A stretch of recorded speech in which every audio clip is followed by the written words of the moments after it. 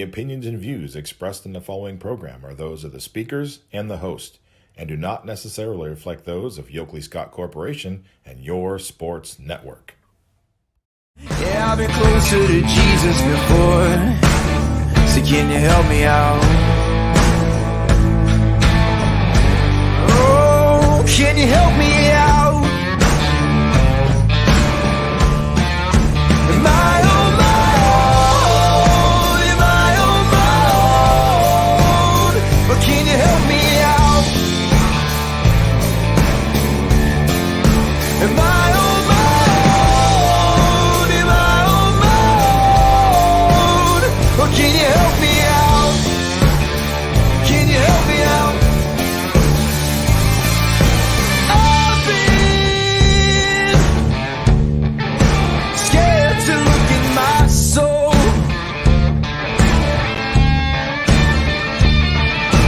I've been afraid I would follow the road. Yeah, afraid of the things I've been told. Hello, everybody. Welcome inside a Wednesday episode of Running Point on ysnlive.com, brought to you by our good friends right above our heads, Greenwood Chevrolet in Austintown. Anthony Hartwig, Scotty Mincher with you. You know the deal on Wednesdays during the spring sports season. It is time for Running Wednesdays with Rick Seipert. We're going to play season finale, episode 8, in just a moment. But first, I want to say, and I said it on the show too, but I want to like a little disclaimer. This was when we tried to get as many people on as possible to this recording for this episode. But at the end of the day, it was a 2-day turnaround, right? The state championship ended on Saturday, and we record on Tuesday. So a late turnaround. We are working really hard on getting the other athletes that really did well at state, especially United's 4x1 who won, Lowville, who had a lot of success. They had a relay that won, JFK. We were working on getting all those guys interviewed, put up on content as a website, but they just could not make the Tuesday recording. So I don't want people to freak out and think that this is the only track athlete that we're going to be covering for the state championship weekend and highlighting their story. But this is the other one that can make our recording at Tuesday at 2:00. So today it will be Ava Littler, who had a really good state tournament, finished second at state over the weekend. The future YSU Penguin joined episode 8 of Running Wednesday, and she is the special guest featured on the episode. But once again, we are going to really do our very best to get as many of the athletes that did really well at state interviewed and pieces of content on the website in the next couple weeks or so. If we can nail down a scheduled time for some interviews, we are doing our best. So be patient. We'll get to them. We love them. We see them. We know that they did well in Dayton, and we will be getting to them as soon as possible. But here is episode 8, where we recap all of that. All these names that you love that did really well at state are going to be shouted out in this episode as well. So without further ado, here is the season finale of Running Wednesdays with Rick Seipert. Anthony Hartwig, Rick Seipert here with the season finale of Running Wednesdays with Rick Seipert. We are joined by Ava Littler from Canfield, who had a pretty impressive outing at the state meet in Dayton. Ava, thank you so much for hopping on. Thank you for having me. You got it. So my first question is just all the hoopla that comes with preparing for state, getting down there. What was all that like for you, and how were you able to kind of get in the right mental zone before everything started? Well, it kind of all starts at districts, and districts this year was a lot. I felt like going into like district regionals and state, I was so much more prepared than last year. And I feel like just I was less stressed this year, and going into regionals, I was a little bit nervous because I didn't make it out of the 300s, but in the end, I was kind of okay with it because I felt like it would be less stress on me if I made it in both. I mean, if I didn't make it in both, because last year at state, I felt so unprepared and like I was just so nervous. But this year, it felt like so much better. So, Ava, what were some things that you did this year to make yourself feel a little bit more prepared? And honestly, too, you can tell us the truth. Not making it in the 300s is a relief because it's such a miserable race, too. Yeah. I had to focus a lot on nutrition. I met with during like the beginning of the season, I met with a nutritionist and we made out like a meal plan of what to eat, like because I am a type 1 diabetic, so it's a lot harder for me to race. And just figuring that stuff out was like just like easier to like not worry about because it like stresses me out a lot. But and then training wise, during my indoor season, because this year was my first indoor season I've ever done, and I got to train with the YSU hurdles coach, which like that helped me out tremendously, like so much. And I feel like getting back to outdoor in the beginning, it was just like so much easier, and I just felt like already ready to race. When you talk about last year being nervous down in state and this year having that washed away, what were some of the things that you leaned on from last year's experience that helped you kind of be a little bit more not nervous this year?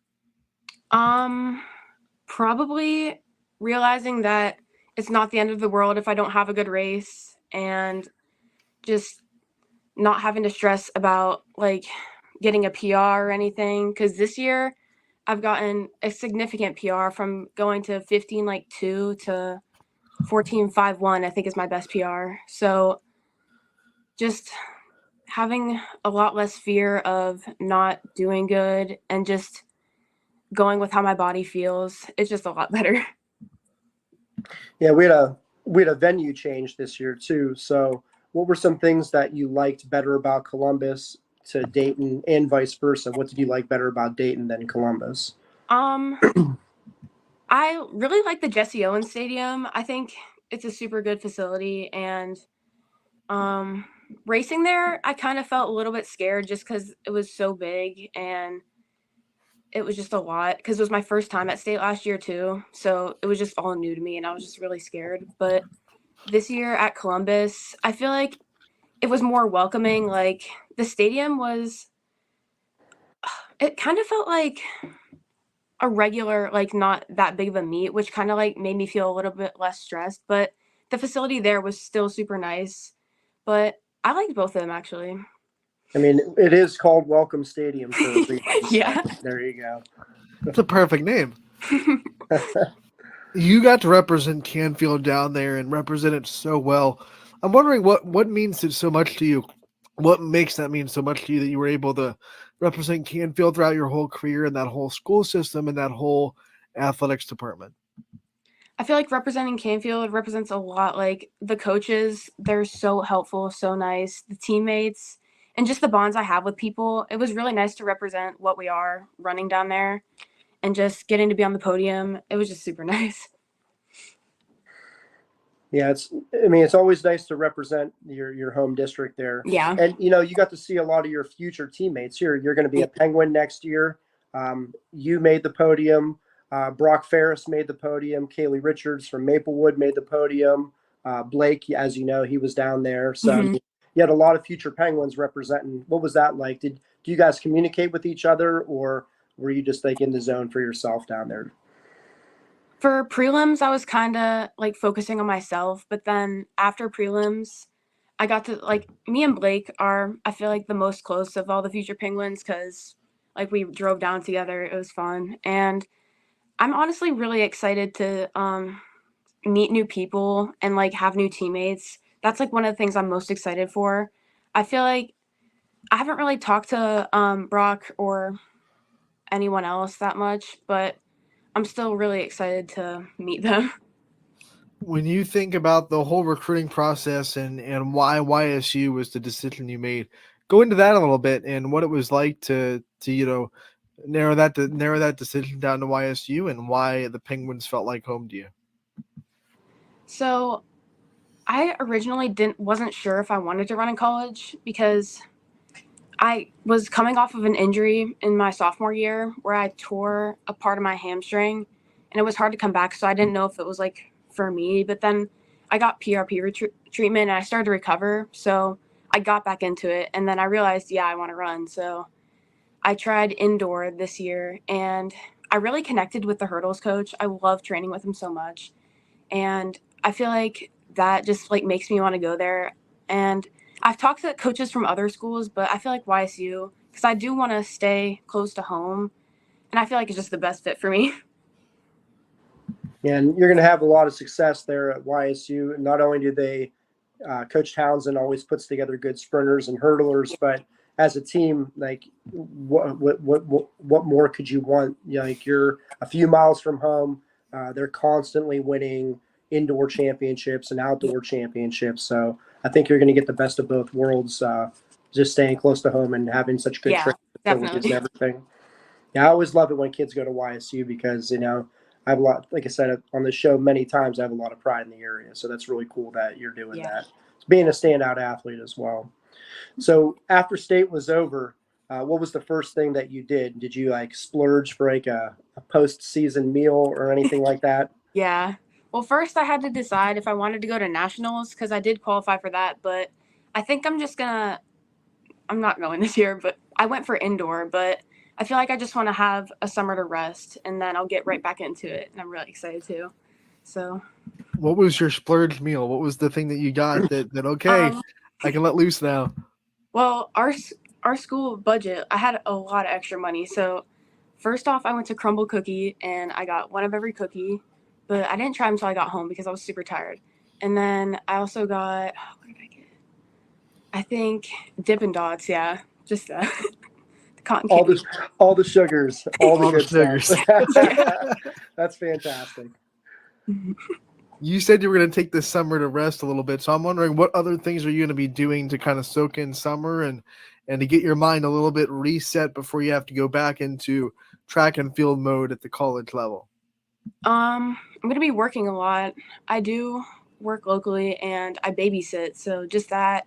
I have my family vacation, and then just kind of like I'm still gonna train a little bit, but not just that intense because state's over. So there's not much I have to focus on right now, but still stay in shape. So what are you going to be studying at YSU next year?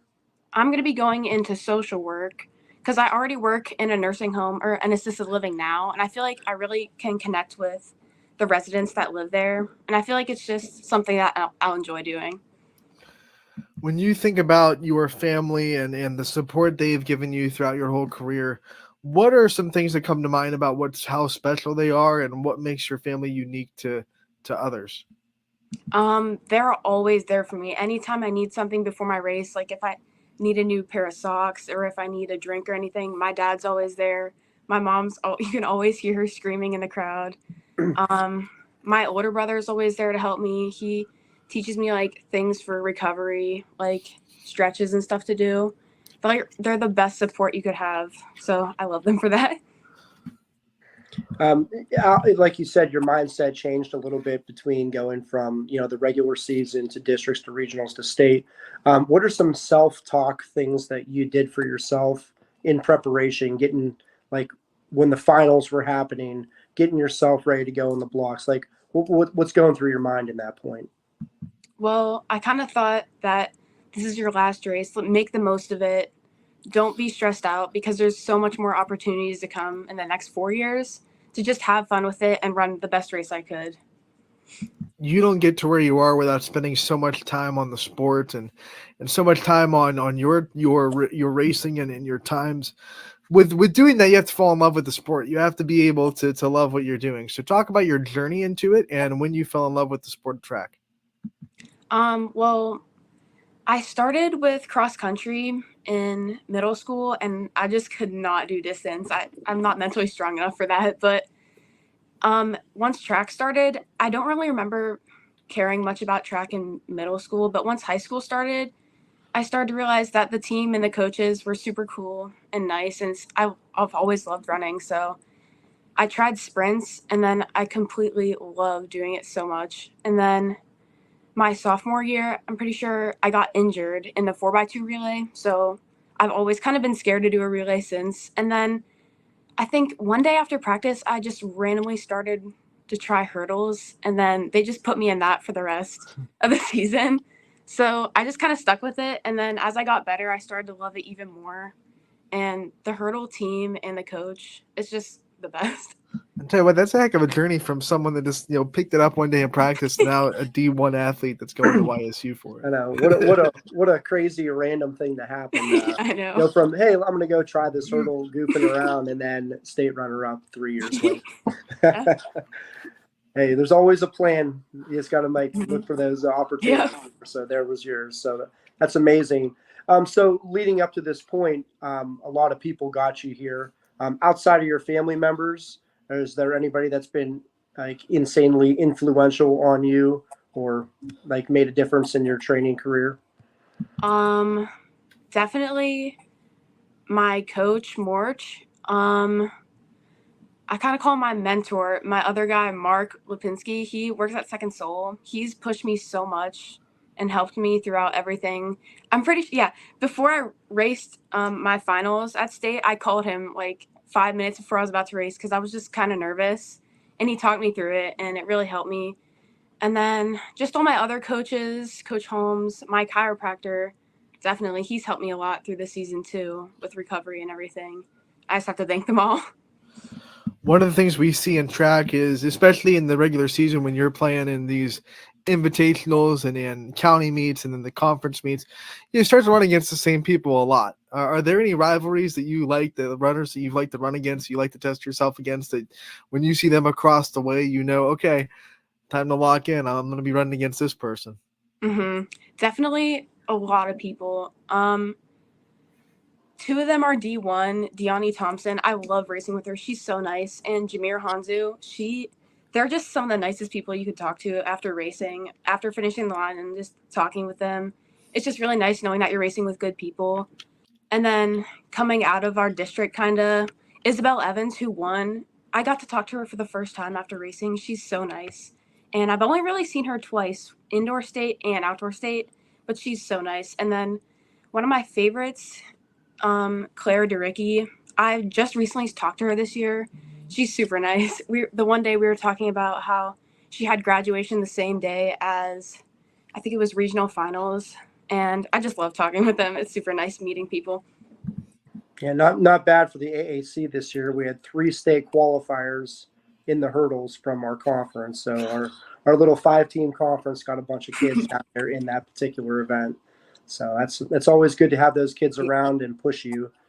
How about for any of the younger kids coming through the Canfield program? What are some things you'd like to leave with them? It's kind of to carry on the tradition. I mean, Canfield's had a good run here. Yourself, Nick Plant, Blake, you've had some really like premier athletes in the program there. So what's the message you have for like the 8th graders entering the program for next year? Probably to always try with everything you do, even if it's just stretching after practice or if it's a tough workout, always push yourself through it to get you going, and you feel so much better about yourself in the end. Make sure you're eating right, recovering right, and keeping yourself healthy, and don't do stupid things. And just kind of get to know people, and you'll enjoy the sport so much more. I think we should make a shirt that says "Don't do stupid things." Quote from Ava. There you go. That could advice. be your first NIL deal. Don't do stupid things. When in the same line of questioning, we've talked about this Canfield program all year, and Coach telling me, he's been in track way more than I have. He's telling me how good Canfield's always been. They're always a good program. From your perspective, being through it for 4 years, what is it about the culture, about the coaches, about the atmosphere, maybe it's even the community support that makes this Canfield program consistently good, consistently being able to bring up young players from freshmen, from middle school, and make them succeed at the varsity level? Our coaches, even though we've had a few coach changes for different events, they're always there for us. They're always helping us. So no matter what it is, like any little thing, they'll always be there to help. Our athletic trainer, she's amazing. And our track boosters, they're always doing the most for us too. So I have a lot of respect for all of them, and I just thank them for everything they do. Like any little thing that our coaches, like if we have a problem, they're always there helping us out, trying to find a problem, like find a solution. They're just super nice. All right, Ava, before we let you go, one of the things that we do with all of our interviews that we have is we give the player the time to take the spotlight off themselves for a second, shining on the people that have been in their corner, that have been with them throughout their journey. So I want to give you the time to give out as many shout outs as you want, as many thanks as you want to the people that you wouldn't be here without. I'd like to thank my parents, my teammates, Dr. Weaver, Mark, Charlotte, Amir, God, Lindsay and Lauren, and the rest of my family. All right, Ava, we want to thank you so much for taking the time to join Thank us. you. Congratulations on all the success at state, second place. Nothing to drag about there. I mean, I think anyone would love to finish second in state. And congratulations again. Wish you the best of luck at YSU, your future endeavors, and look forward to talking to you real soon. Thank you. Thank you, Ava. Good luck at YSU. Thank you. All right, Ava Littler from Canfield, Coach. What another great interview. I mean, it's been 3 Avas in a row. There must be something about that name. And it's a popular name to make good track athletes from I that. know. So if you want a runner out there and if you're having a child, name her Ava. Yeah, especially in hurdles. I mean, Vecchione's a Right. hurdler, All of them Hewitt's are a hurdler, hurdlers. Littler's a hurdler. That's the way to go. Before we dive into our state recap and shout out all the names, want to remind everybody, because we're going to get messages. I just know it. We are trying really our hardest to make sure that the other athletes that did really well at state get interviews, get content on the website. We just had to schedule from the championships were all done on Saturday. So we had 2 days to say, hey, we'll try to get you for this recording on Tuesday. So Ava was the only one that could come on for a recording for this episode of the show. But we are going to continue to make sure that we do our best to get as many athletes that did really well down at state, some interviews and some limelight on the content side of the website. So please stay tuned. And don't for a second think the YSN is forgetting about the athletes that did so well down there at state. We will get them. It's just a scheduling thing, right? Kids are in the summer. They want to be in the summer a little bit. So we'll get them. Yeah, there's a lot going on everybody's campuses. I was up at the Boardman High School today. We had kids football camp, open gym for girls basketball, open gym for boys basketball, open gym for volleyball, summer school. There's all kinds of stuff going on. And then some kids are training for nationals. There's placement tests going on. Yep. And you had Michael Balone had placement tests already. I'm like, geez, you just got out of school. You're already placement testing for YSU. What in the world? Just one thing to the next for a lot of these kids, especially our standout athletes that are multi-sport kids. So we will get them. We will get to them. We will try to get as many of those great athletes as possible, some content on the website to make sure they get some notoriety and limelight from doing so well at state. But as it stands now for this show, Ava, we want to thank her for her time coming on for about 15 minutes to talk to us about her journey. And now we just dive into just giving love to all the people that did really well at state. Coach, I'm going to send it off to you for the state recap. I know we had a lot of athletes get on that podium. Yeah, we had over 40 athletes make the state podium this year. There's 4 divisions, Division 1, Division 2, Division 3, and we have a seeded division as well. So I'll go through the rundown for everything here just to make sure we touch base with everybody that's an all-Ohioan. We were sitting up in the bleachers watching the Division 1 race. We were waiting for Brock Ferris to get going there in the 800. And some of the kids that ran on our 4x8 that were just watching the meet, they turned around and said, wow, Coach, like, the kids at state are really, really good. I'm like, well, yeah, it's the top tier of everything here. So for us to mention any of these kids' names being on the state podium today, you're talking about elite athletes. I can't stress that enough. Even some of the kids, even the kids that did not make the podium, just to be down there, you're one of the best in the entire state. You should hang your head, hold your head high. You did something amazing this year. So from the top at the Division 1 meet, we had 4 athletes that made the state podium there. Braden Bryant, he's the freshman sprinter from Fitch. He took 8th place in the 100-meter dash. Brock Ferris from Boardman set the school record, and he finished in 8th place. So that just goes to show how difficult this could be. That school record was standing since 2006. And he did something that no one's ever done in the history of Boardman, and he was in 8th place there. Najee Jones from Harding had a big day. He's the specialty jumper over there. He was in 7th place in the high jump and 8th place in the long jump. And then on the girls' side, Sarah Barrow from Boardman, she was 5th place in the shot put. So those are our 4 athletes in Division I that made the state podium. In the seated division, we had 2 athletes competing at state this year. Savannah Nye from Beaver Local, she was 3rd place in the 100 and 4th place, or excuse me, 3rd place in the 100 and 3rd place in the 400 as well. And then Garfield, the big winner from the weekend was Connor Hunt in the seated division from Garrettsville Garfield. He was the state champion in the 100, the 400, and the 800. I got to see him compete at the Optimist meet earlier in the season, and they said that he was going for a record that day. And within like an instant of the gun going off, I looked at one of the assistant coaches and I said, that's the record and probably the state champion. And sure enough, Connor was the state champion in the 100 this year. Moving down to the Division II races. On the girls' side, the Salem girls 4x8 was the runners-up this year. They ran a 9:18:36. That's blazing fast for a 4x8, and they took home the silver medal. Ava Littler from Canfield, as we know here, she was 2nd place in the high hurdles, the 100 hurdles. Kaylee Carlisle from Salem, she was 5th place in the discus. Mia Melito from Girard was 6th place in the long jump. And then Maggie Hopple from Salem was 6th place in the 1600. On the boys' side, Emma Schleybaugh from South Range was 6th place in the 1600. And Julius Jones from East Liverpool was 6th place in the 800. And then finally, D3, we had a lot of action going on there. For the team championship, the Lowville boys were the state runners up. So 2nd place for the team. That's a huge day for them.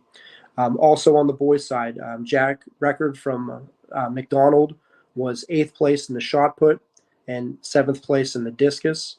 Drew Zajac from McDonald was 6th place in the discus. Mike Malone was 4th place in the long jump. Mike came back and was the runner-up in the 110 hurdles, and then he was the state champion in the 300 hurdles. Mike was also the anchor on the 4x4 from Lowville that was the state champion. So the boys from Lowville, like we talked about leading up to this point, they put on a show down there. Really proud of those guys for putting all those numbers up. The boys 4x2 from JFK was the state runner-up. The LeBray 4x1 was 8th place. The United 4x1, and this is just the story that we got to talk about here. They were the state champions in the 4x1. When they took the baton in the 4x1, they were about 5 to 6 meters back, and then they climbed the ladder and they got there for the state championship. When the results came up, it took a while, and then it was first place was 43:37, second place was 43:37, and third place was also 43:37. So when you go down in those photo finishes there, you're talking about hundredths of a second.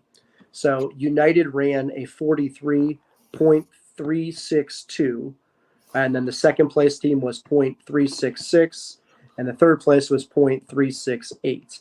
So it's like the tightest finish ever. So Danny Milburn, I believe, is their anchor. And like I said, he brought them back from 5 meters back. Now, at that level, you're talking about he split like a light year, like he was lightning fast to split that and make up that big of a difference. So, that's a lot of, that's impressive. Just climbing the ladder and winning by 4 thousandths of a second for the state championship. So, and you don't have a lot of room to make up that difference in the 4x1. No, it's insane. That's the fastest race there is. We're talking 43 seconds. They're moving. That's impressive. So, tip of the hat to the United boys. I kind of want to know what Danny was clocked at.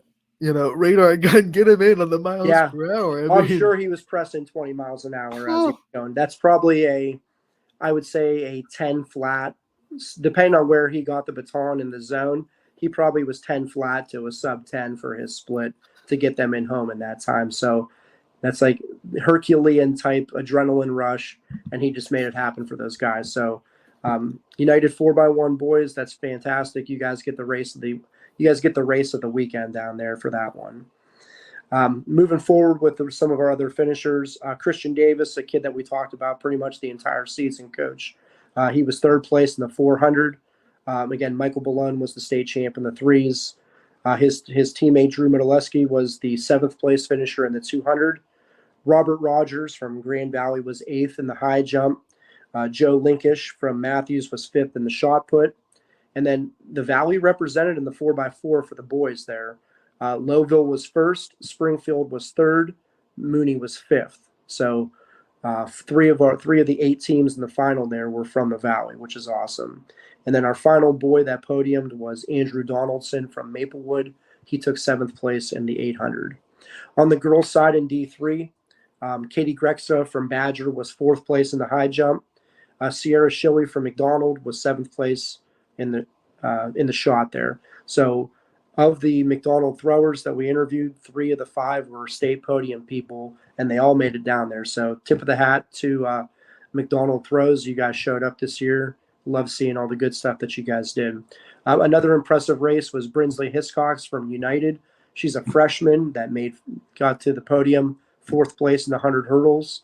I mean, that's impressive. That's a huge accomplishment for her, and she ran a really fast time. So it's going to be really exciting to see where she goes in the next 3 years here.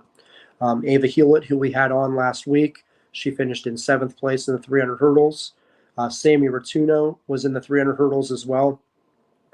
She's from Mooney, and she got 5th place there. And then our last state qualifier podium winners this year was Kaylee Richards from Maplewood. She was the champion in the 3200, and then she took 2nd in the 1600. And then Rebecca Geist, the state champion from cross country, she finished up in 4th place out of Heartland Christian there. So that's a wrap for everything state this year. Like I said, we had over 43 people make the state podium. So the Valley was very well represented across all 3 of the divisions. And it was, I watched nearly the entire state meet as much as I could, from coaching down there to actually being able to watch. And it was fast this year. I mean, I say that every year, but this was a faster year than I've ever seen in the past. Maybe not the top end kids weren't there setting all the state records, but the closeness of all the races. Very few races did people just run away with it. They were all tight, and a lot of really good things happened. And just like the average times were probably faster than what you would seen from 1st to 8th place in the past. So this is my first year really diving into track and diving into how many we're getting and the athletes that we have. And so I'm wondering, how does the success we had, the podium numbers that we had this year compare to years past? I mean, are we trending in the right direction? Are we seeing more and more athletes get to state and get to this level of track? Or have we kind of been the same for a while, or have we had better years in the past? I think that this is one of the better years that we've had. I mean, we talked about over 100 athletes actually made it down there this year. And then, like I said, over 40 of them actually got to the podium. We had multiple state champions, multiple state runners up. I mean, we did it. The Valley shined this year. Our kids are getting better, I think. The equipment's getting better. The training's getting better. We're always looking, the coaches are looking for competition in ways to get the kids to be better at the sport. So I really think we're trending in the right direction. I have to go back and look one more time, but I'm pretty sure that Northeast Ohio, of the 6 champions, a lot of them were from Northeast Ohio. So, I mean, teams showed up. Northeast Ohio is fantastic for all sports, as you know, but, we really got it done. In case you didn't hear, Coach, 2 teams from the AAC also won the state championship in softball too. So, I mean, you don't say. Yeah, you may have heard that. I don't know.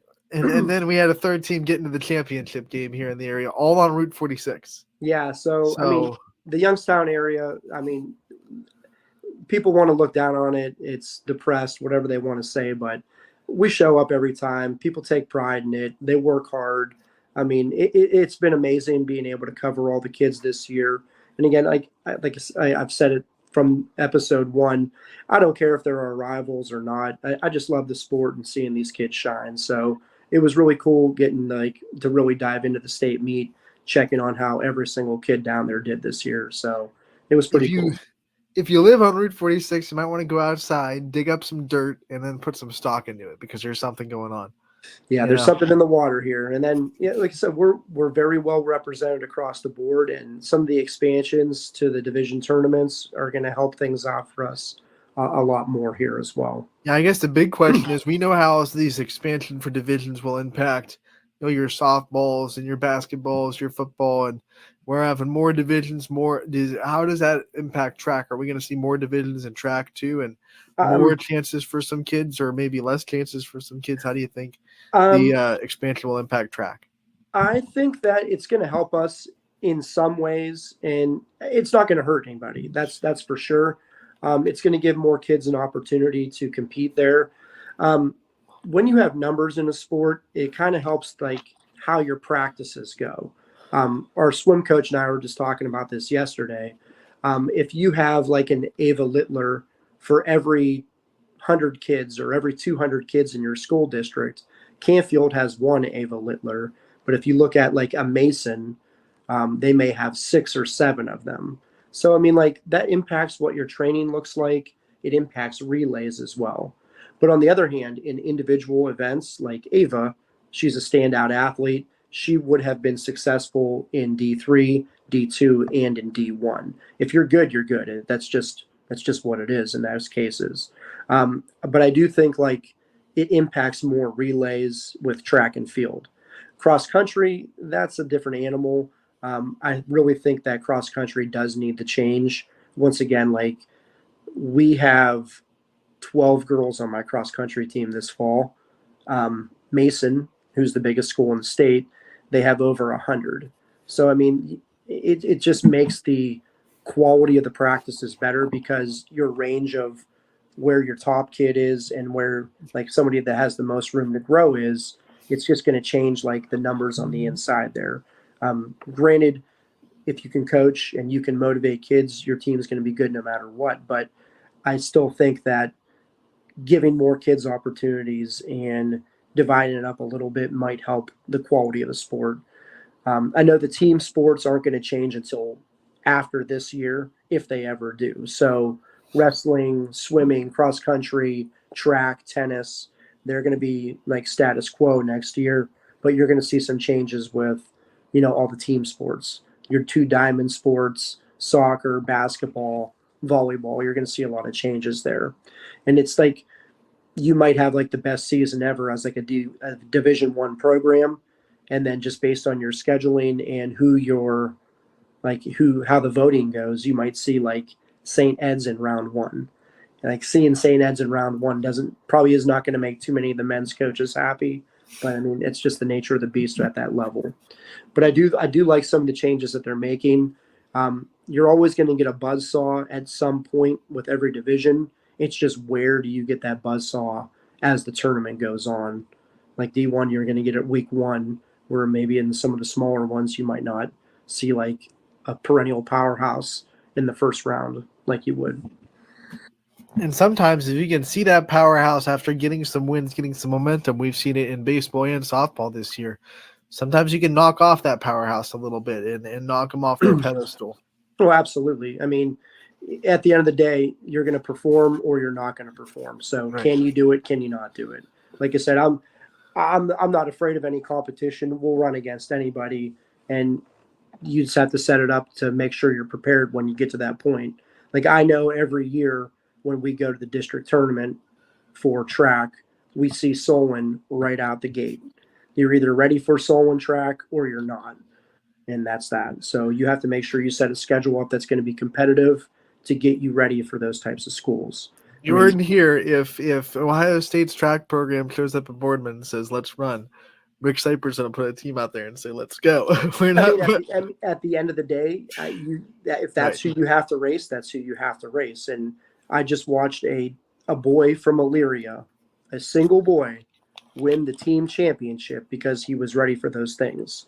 That Mateo Medina from Elyria won the 1, the 2, and the 4 scored 30 points, and Mateo Medina single-handedly won the state championship for Elyria in boys track and field. And it is what it is. I mean, he That was is ready to like go. He went and got competition. He was ready for the big show. He raced the 1, the 2, and the 4 every single weekend.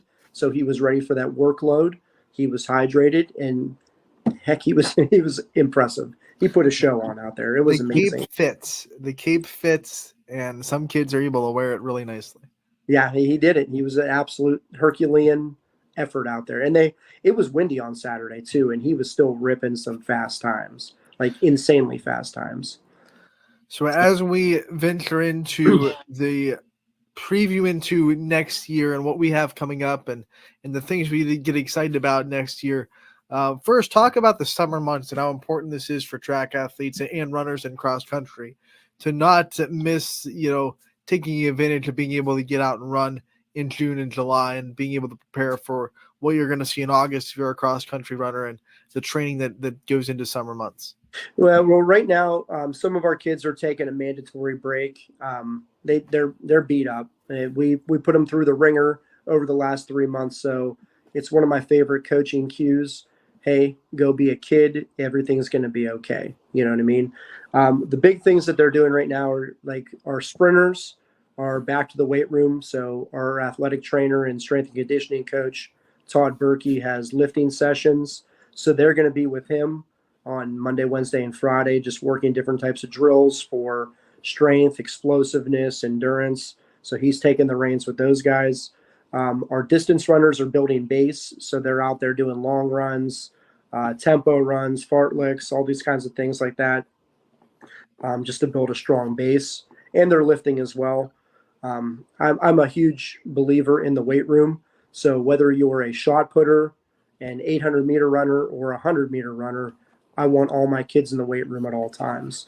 It's good for, like, again, the obvious things with weightlifting, but injury prevention, those kinds of things, it's a premium for that stuff. And Todd Berkey's one of the best ones. He was YSU's trainer for over 2 decades. He has Olympic training experience. I mean, we have one of the best ones in the business working for us out of Boardman High School. And you may know Kaylin and Reagan Berkey. So it's their dad. So Bowling Green, right? For Reagan. Bowling Green, and Cal PA for Kaylin for volleyball. So I mean, we had 2 of our best were from him. So we're very lucky to have Todd working. He believes in Boardman and he wants to give back and make sure our kids are getting the best opportunities. So the other thing about weight room, Coach, I imagine it really builds team camaraderie too, because you're all together in one spot, you're all working towards one goal. And I feel like when I watch weight room and team weight room, whether it be in the video, videographers some of these teams have, or some of these kids post them on social media, it seems like that's a place where everyone can just kind of get behind everybody else and cheer everybody else on and push everybody to their best, to their limit. Well, about 3 years ago, Alyssa Birch and I were talking about like the culture of girls sports at Boardman, and we came up with this idea called Lady Spartan Strength. And basically, it was a girls' exclusive lifting opportunity. So we gathered girls from every single team, cheerleading, cross country, golf, any sport that we offer, and we just kind of brought them in to work in the weight room together with Todd. And the teams that really bought in, they've had fantastic seasons. Jeff Hamilton bought in. The girls basketball team were the AAC champs the first time since 2005 this year. I make it like a priority for cross country and for track. And again, I feel that we're a very successful program every year. I mean, like I said, the teams that really, really bought in, they're leaps and bounds. The girls work together. They have each other's backs. It was more about creating an environment that was positive for girls than anything like that had to do with strength. Those girls know they can count on each other. They know that they're working together for like a common goal. And the whole deal was to try to make girls sports at Boardman like to the forefront there. So, we've done a really good job. I'm really proud of the effort and the progress in that program, and a lot of good things have happened because of it. But you are correct though. Weight room builds character, and when you really figure it out and buy into it, a lot of good things happen. I know now, like when we finish up practice, the girls know the workout is done. You get your bearings set, and then you go in the weight room. We run and then we lift. They bought in, and a lot of good things are happening because of that. So now that we talk about next year, real quick, as we wrap up the last episode of Running Wednesdays with Rick Seipert, what are some things to be excited about next year? What are some things that you think next year can bring when we talk about cross country and track and the running sports? Well, track and cross country, when I'm going over this list of state podium people, there's not a whole lot of seniors on it. A lot of these teams have underclassmen. They're going to be back. So some of them may have gone to Dayton this year and gotten disappointed, but they're freshmen, they're sophomores. They're going to have another opportunity to come back. So I really feel like all these events are going to be well represented again next year. Hopefully, I'm right about that, and we get to see a lot of these kids back to the state meet next year.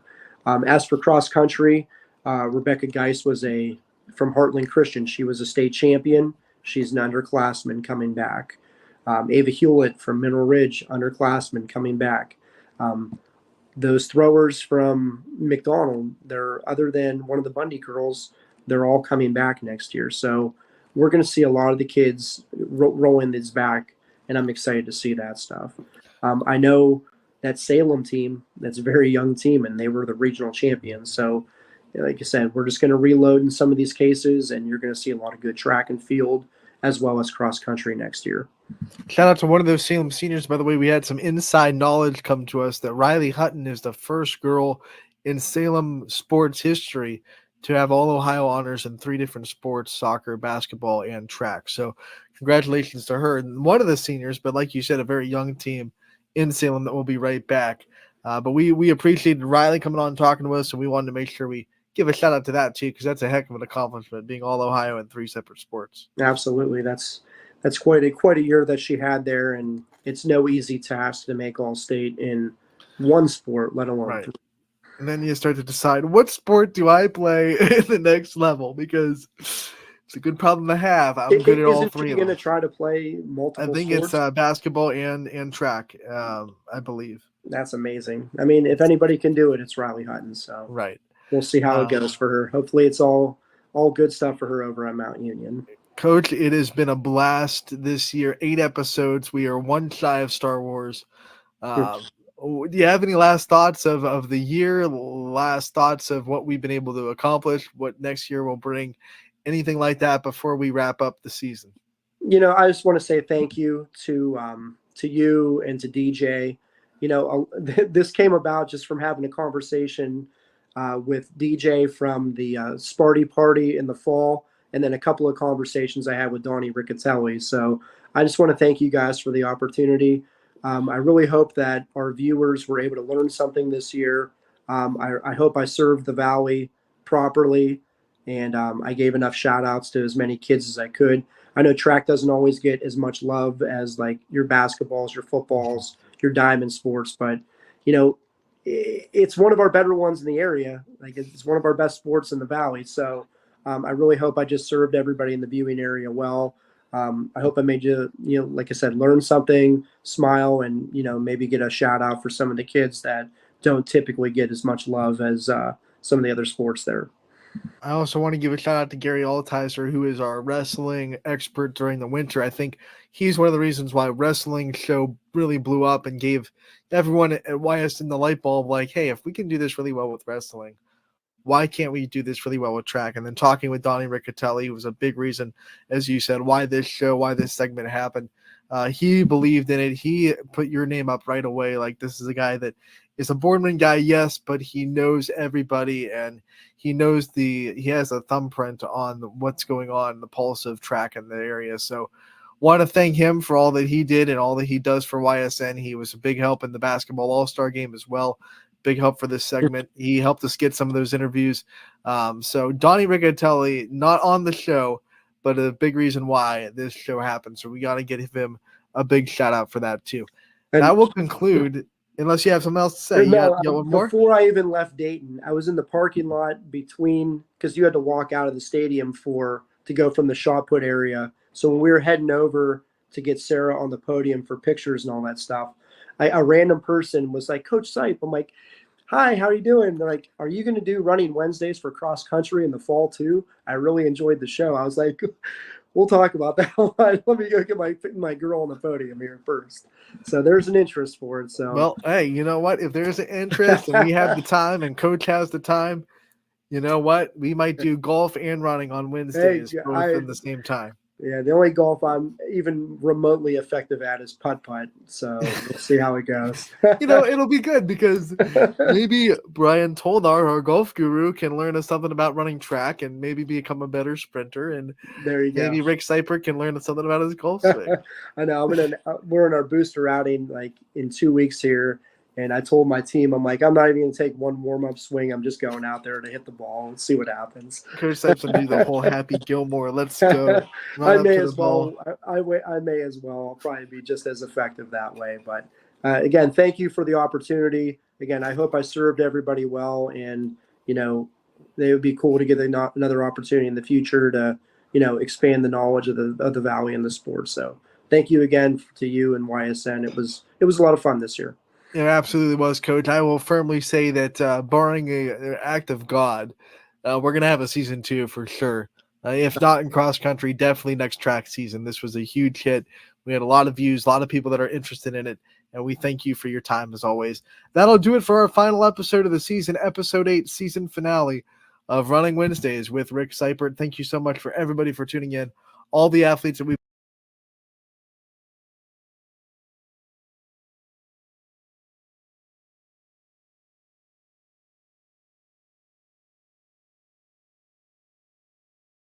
somehow that got cut off early. Don't know how that happened. My outro did not go full, but hey, we're here. That was episode 8 of Running Point. Scotty, we are one shy of Star Wars, as I said with Rick Seipert. One episode shy. Star Wars got 9. We have 8, but hey, yeah, excited for next season. We have overtime because Scotty, we're going to give you your time, and we're approaching 2, but there's no show at 2 o'clock. So Running Point has every right to go into overtime every now and then. So Scotty, we'll ask the question that we do every day after all of that Running Wednesday with episode 8 and all that stuff getting talked about. What's on your mind today, man? Let's get dangerous. Let's get dangerous. Woke up feeling dangerous. I just wanted to know from you, and doing this and it being the first year and wrapping up the coverage with the finale being today. I just wanted to know. I guess I wanted to ask you about my Rockets specifically. Do you think this was kind of one of those years where it was just a great year and, maybe they peaked, or for Louisville, do you see them kind of sustaining this and maybe being like a real force going forward for years to come? That is definitely more of a Rick Seipert question because I'm like, I don't know what it takes to be consistently good at track every year. But what I'll say is this year, Michael Balone put on a heck of a show. We had to talk about him every single week because every week it was like, hey, look at what Michael Balone is doing. He's killing it. He's killing it. He's killing it. And then the relay goes and gets a win that he's a part of. This Louisville crew, man. It's insane what they were able to do this year, and in a couple weeks leading up to state, Coach Seipert was saying they're a favorite to win. They're a favorite to win. They're a favorite to win. They went out and they did the dang thing. They did the dang thing, Scotty. Yeah, that's really impressive. And I also was thinking, Anthony, I wanted to kind of picture bringing on this. I know we're heading into the summer sports season now, and we got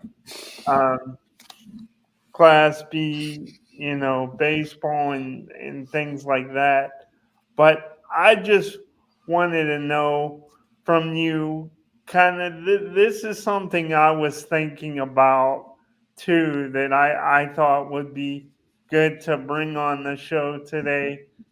If there was one thing you could implement, like as far as something new or a changing of a rule to any high school sport, um, what would that be, and what sport would you implement the change or the new rule or whatever? Scotty's getting deep. Like I have to go through every sport and think like, what's the weirdest rule that's exclusive to high school in every sport? Um, well, in high school football, I know it's all for safety, and I don't want to sit here and say I'm not for safety.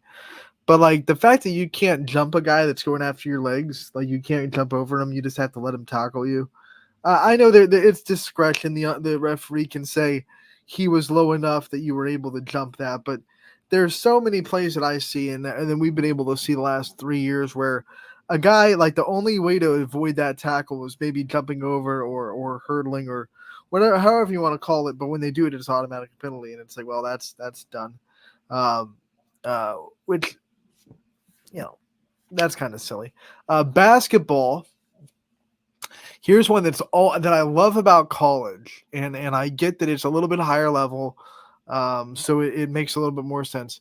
But I think that when play is live, like when there's not a dead ball, I like that coaches in college, especially the women's game, I think it's in the men's game too, aren't allowed to call a timeout from the sideline. Like the players have to call a timeout if they don't see something they like, or if the ball is active, it's got to be a player's timeout. That's why you'll see the players dribble to past half court and then go to the sideline and call a timeout.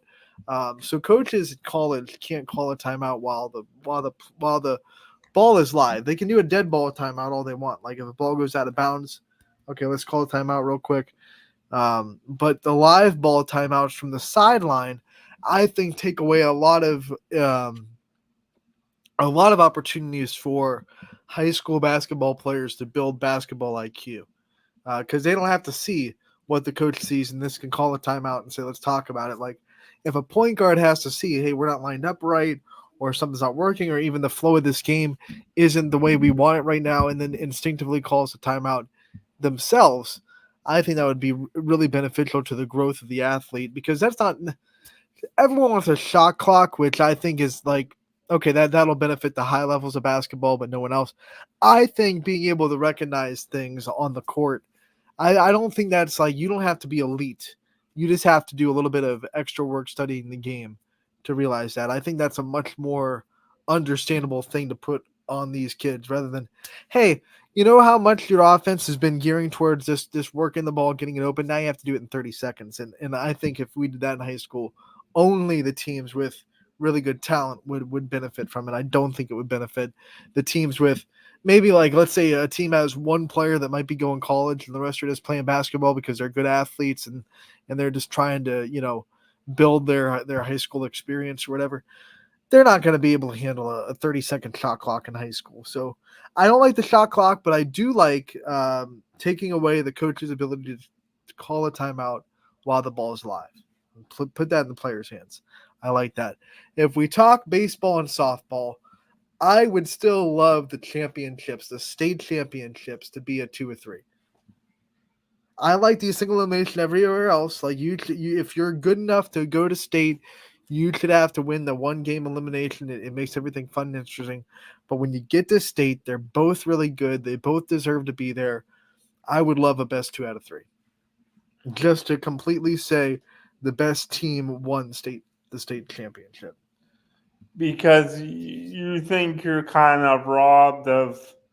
I mean, I Like guess the state championship, and this did not happen a lot this year.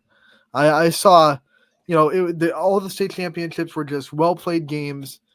There wasn't like a flukish thing that all of a sudden won a game, but we've seen in the past where, you're watching, you can tell one team's a little bit better, and then something real flukish happens, like a ball takes a bad bounce or, skips away from someone or whatever it may be, and it's like, hey, they just lost the state championship, but they were better, and if if they played 2 more times, they'd probably win those 2.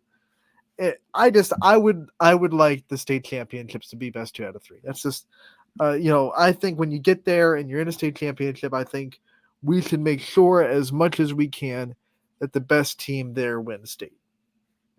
Now that's going to be impossible because they're going to have even more divisions. So get rid of that idea. But in fantasy Hartwig land, where everything's perfect in my mind, that would be a really cool thing to do. They're never going to do it now because now there's going to be I think 7 divisions in softball. So that's 7 state championship games. You'd have to have at least 14, maybe 21. If everyone went 3 games, that should have a state championship. Not going to happen. But, we can dream, right?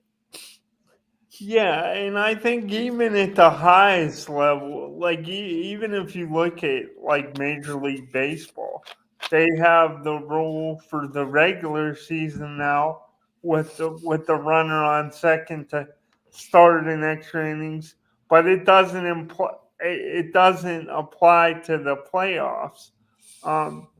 And I think That's that weird too. Like it, I don't care if you're gonna put the runner on second, but like why can't you do it in the play? If you're gonna stand by the idea that this works and this is good for the game and this is gonna, then why are you taking it away for the playoffs? That tells me that you're just like, well, it's just regular season. Let's just get it over with. yeah, like like that's right. I actually like, because it's both teams. It makes the extra innings a little bit more exciting, and it does take away from a lot of 14, 15, 16 inning games in a game that's day to day. So I don't have a problem with putting a runner on second. Um, But in my you just wish they Because both teams get implemented the it opportunity. for I the wish baseball would be like, hey, you know what's smart? Let's bunt the runner over and get him on third, and then all we have to do is hit a pop fly or a ground ball to the right side, and we get a run in. yeah. Everyone goes up there, like in the extra innings when it's like 2 strikeouts and a fly out. I just pull my hair out because it's like all you have to do as a first batter in extra innings is just get the runner over, and then your opportunities to score go astronomically up. But when you don't score at all and the next team comes up, now it's super easy, right? We have a runner on second. It's tied. We have to score 1 run to win the game.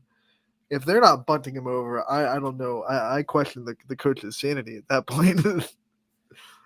It's almost like that kind of like small ball and the I'm a bunt softball guy. Small spots ball is a little bit more apparent in softball, so I get it. But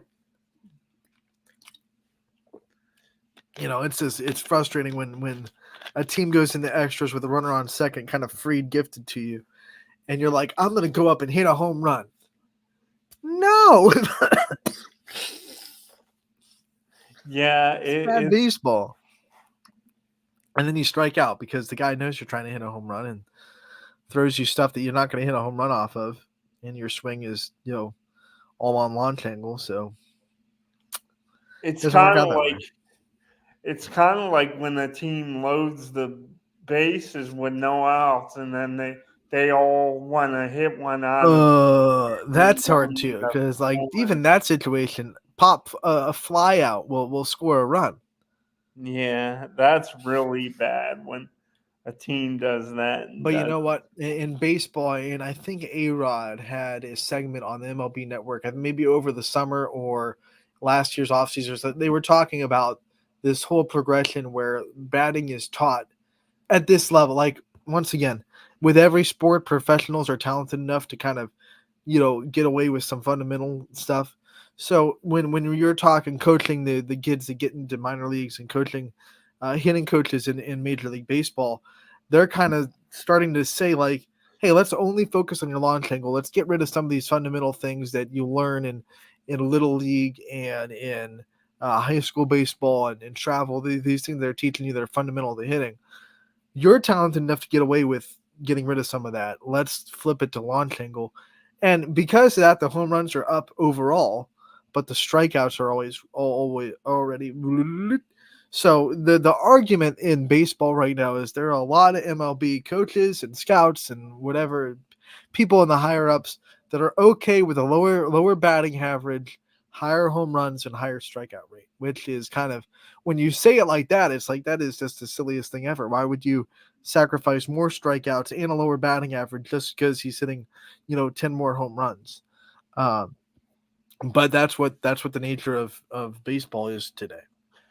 Do you think, because how like there's a lot of people our age, give or take, maybe they're a little bit younger, maybe a bit older than us, but like I know a lot of like people our age, they'll say like, oh, there's no way like Babe Ruth to go like get out of here. There's no way he was the go this and that.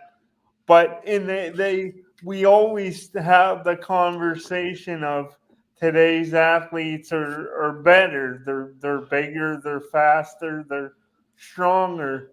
But do you kind of you talk about how certain things in baseball make you pull your hair out.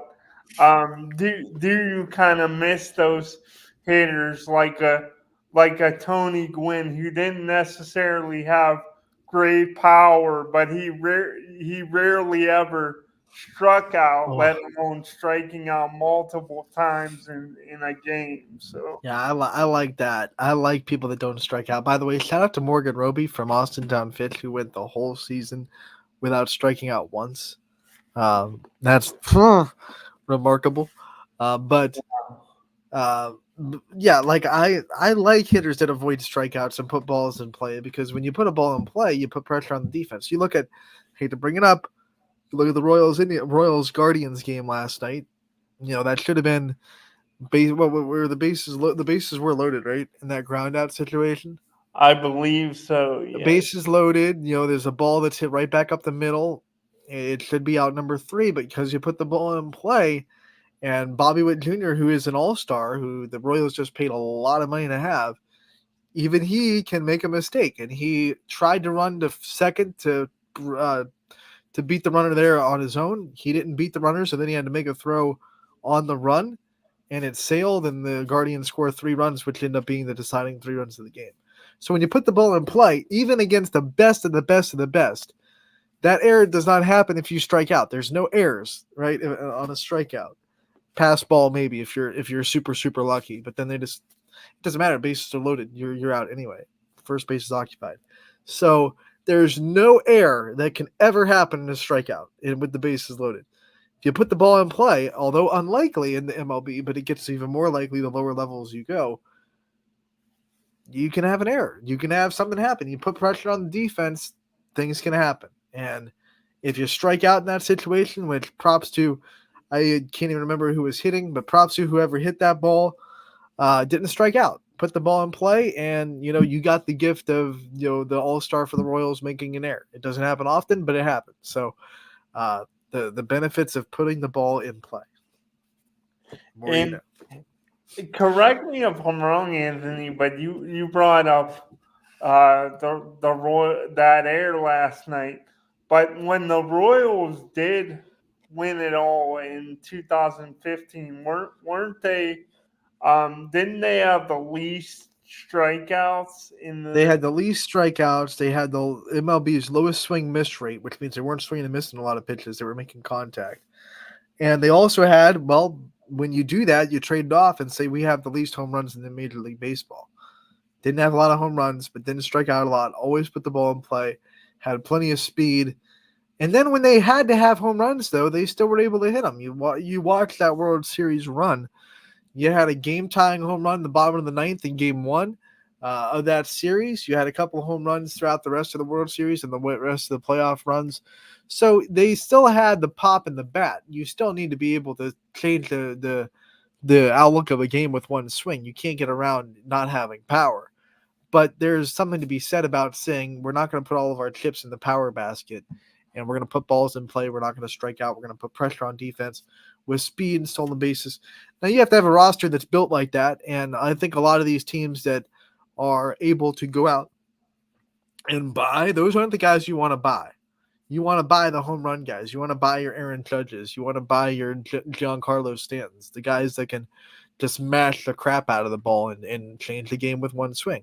No one's buying Lorenzo Cain, right? No one was going to go out and spend money to get Eric Hosmer, they did eventually after he proved that he could win a World Series. But back in 2013, no one was trying to knock on the Royals' door and say, hey, we want to pay you for Eric Hosmer. We want to pay you for Lorenzo Cain, Alcides Escobar. Those kind of guys you weren't running to spend money on.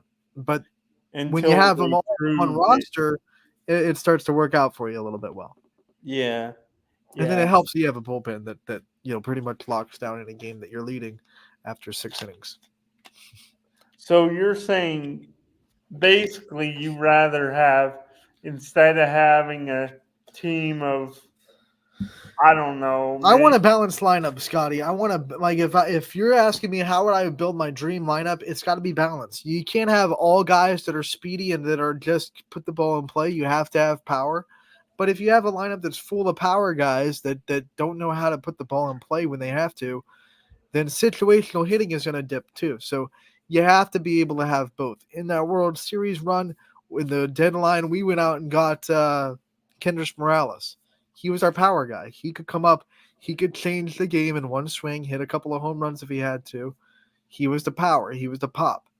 But we also had a bunch of just get-on-base guys. Mike Moustakas was a power guy. His average wasn't great. He could hit home runs like it was his job, and it was his job. So I would build a lineup with balance. And I think a lot of MLB teams today don't, especially the ones that aren't as good, they don't have a really balanced lineup. They have a lot of guys that can come up and hit a home run if they get the right circumstances, but they don't have a lot of just put the ball in play and be a situational hitter guys anymore. Yeah, and I think the Guardians have a really good lineup, though. By the way, their lineup is built the way you should build a winning lineup. Yeah, and it's really something because they've displayed a lot more power this year as opposed to last year. By the way, I saw a metric on social media today about the Guardians and the renovation they made to right center field. They took that little piece out so you can see more of the Cleveland skyline, if you call it a skyline, But they took that little piece out. Their home run metrics have gone from last year where they were like 28th in MLB and how easy it was to hit a home run. This year they're third in MLB on how easy it is to hit a home run in Progressive Field. Just by that little change, it opens up the wind gaps, and now wind's blowing all the way to right, and now it's a lot easier to hit a home run in Progressive. Did you know that? Yeah, did you see those numbers? Really, I did hear something about that. I didn't know it was that drastic. Yeah, they were like third from last year when it came to whatever metric that these people used on how easy it was to hit a home run in the stadium. And this year they're like third. Yeah, that's wild, man. The Royals are like second in hittable parks because it's so open, but they're also towards the bottom in home runs because it's so deep. Yeah. Because those gaps in Kansas City are really big, and so you can hit a lot of doubles and triples, but home runs down low. But you're not too keen on maybe that works in the Royals' favor too in those years where they were in a ballpark where they couldn't, like, even if they went out and got power guys, it's like, well, we aren't in a ballpark that really lets us hit a lot of home runs anyway. So why go after those guys? I don't know. Maybe that just worked out in their favor. Yeah, it could be, and we'll see. I don't necessarily know all the dynamics of the new stadium that'll be coming in KC, but for years it's been a park I've wanted to attend. It just seems beautiful. I don't really get why they would, feel the need for a new stadium. But then again, even in football, the Brown Stadium is only 20 some years old, and right, we're talking about a new one already. So look at the Royals; they just renovated it in 2010. Here we are, 14 years later, and they're planning on moving downtown. So yeah. To each its own. Scotty, you have anything else to bring this full circle back to local before we get out of here? Yeah, sure. I just wanted to getting back to local here, and the the question I threw out at you about, changes in a sport. Correct me if I'm wrong, Anthony, but getting back to specifically the shot clock in basketball, there's only about 10 or 12 states that have adopted it. I think every other state still no shot clock, but you just it's interesting because you said you don't like the idea of a coach getting to get that timeout at the end of the game because you think Well, it'd yeah, be when the ball's in play, like beneficial. if the play's happening and the ball's in play in high school, the coach can just say timeout. But in college, the player has to call timeout. The only times that the coaches can call timeout are during dead balls.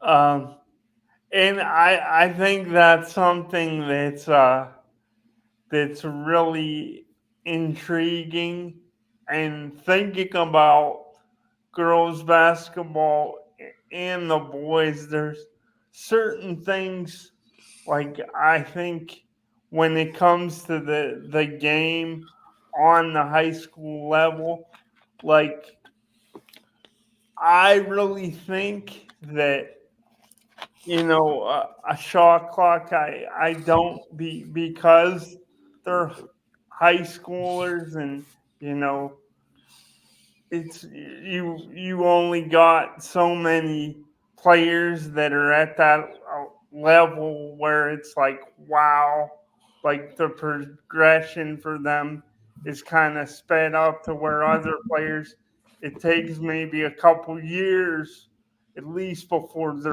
they're really good, they really hit their stride. So I do agree that a shot clock would kind of hurt the game on the high school level. I agree with you there. But my one I would kind of go to in high school sports that I think could really make the game much more fascinating and intriguing. I don't know because I think because I've enjoyed the runner on second rule so much. Um,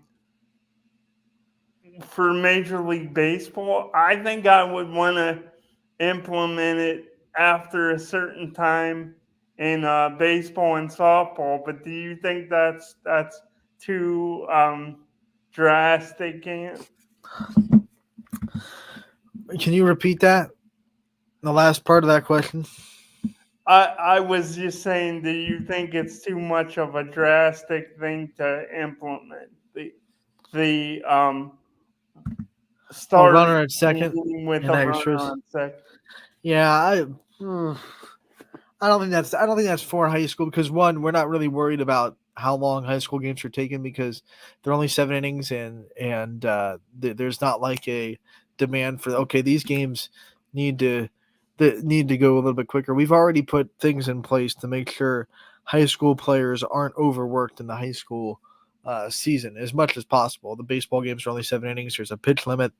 Um, all those other things, et cetera, et cetera. So I don't think we need to put an extra thing to make sure the games go quicker or the games can wrap up more. I think that MLB needed that because it was kind of taxing if you had to play 14, 15 innings and then play the next day at 1 o'clock, you know.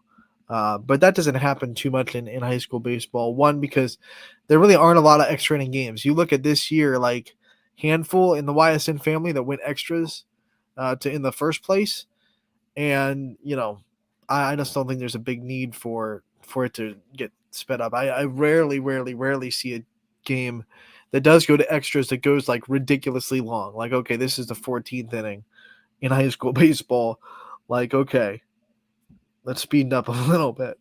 That doesn't happen too often. Maybe you can implement in high school, like if a game goes ridiculously long to save your pitcher's arms, we'll put a runner on second. But at that point, you also have to deal with the lights, right? You don't have light in high school either. So I feel like if you go that long anyway, you're going to run out of daylight unless you're on one of the fields, one of the like 5 fields in the area that has lights, Scene Park being one of them. Let's go. So if you're on Scene Park, maybe if you decide like, hey, this game's in the 10th, let's just put a runner on second for the love of everything holy, right? We're 4 innings into extras. Let's just try to end this. Maybe you can do that. Maybe that can be something that OHSA says you can do at coach's discretion. Maybe the coaches can get together and say, hey, we're in the 11th inning. Let's just put a runner on second. But as an implemented rule, I don't think the high school needs it. And I think you make a lot.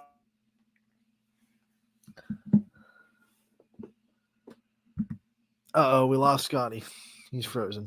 I was saying, I think you make a lot of good points.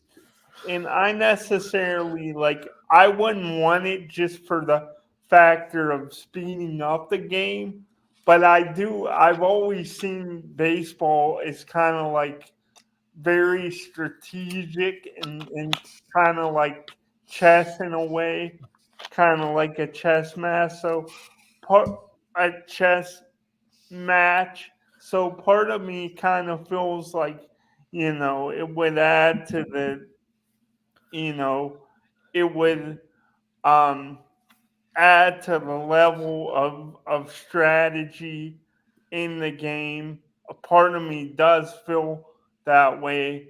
But like you said, there's not nearly as many games that go extra innings, but always thinking about trying to evolve and how we could make sports I think we should better. implement the Sam Vanna Banana rule that if a foul ball is caught by the fan, you are out. Let's do that. Fan catches a foul ball, you're gone. Get out of here. Sorry, the other team has really good fans. Can you imagine? Like, everyone would bring a glove. Everyone would bring a glove. You know what I kind of started thinking this. Maybe people running after foul balls. Yeah, that would be pretty wild. That would be a lot of Then what happens if a broadcaster catches it? You're out. Well, the broadcaster's a favorite. He's playing a homer. He caught the ball for the other team. Yeah, we'd have to be like, nope, not catching that. Don't want to be a homer here. You'll be like, but YSN, we encourage homers. We encourage homers. Yeah. So we're catching that. Go Raiders. You can all eat it.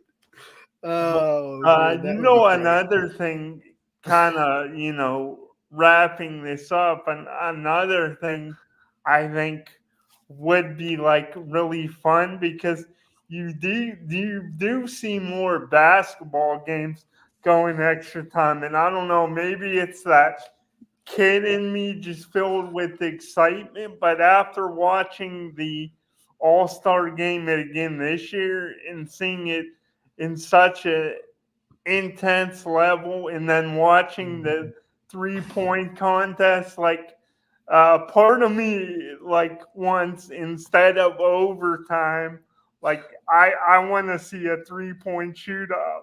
Scotty wants chaos. Forget overtime. Just go and put your best 3-point shooter on the line. Yeah, let's settle this. Yeah, or do like the we did the All-Star game a couple years ago. Let's just have a half-court shootout. First one that makes one wins. Oh, that was wild. We'll never do that again. That got chaotic. But I gotta say though, the 3-point in the 2-for-1 in the dunk, I mean, it was fire this year, man. That was fun. Yeah, it was a lot of almost fun. Time for baseball and softball All-Star games, Scotty. Almost time for baseball All-Star games, Scotty. Oh yeah, we'll have information about it coming out soon. Stay tuned to YSN. That'll do it for today's episode of Running Point. Thank you so much for sticking around for a little bit of extra overtime as Scotty gets his chance to speak his mind and get dangerous a little bit. We'll be back next week with a normal episode. Running Wednesdays has reached its season finale, so me and Scotty with you for the whole hour next week on Wednesday's episode. No show tomorrow. I'll be back on Friday for Running Point 1 to 2. Thank you so much for always tuning in. Brought to you, as always, by our good friends over at Greenwood Chevrolet.